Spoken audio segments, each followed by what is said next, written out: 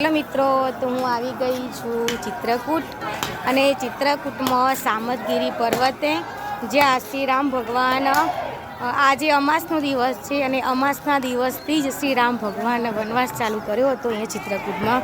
તો અમારું પણ સરસ ભાગ્ય છે કે આજના દિવસે અમે અહીંયા દર્શન કરવા આવ્યા. તો સાથે તમને પણ કરાવું. સામતગીરી પર્વતની પૂજા ભગવાન શ્રીરામે કરી હતી અને એ અહીંયા મંદિર છે.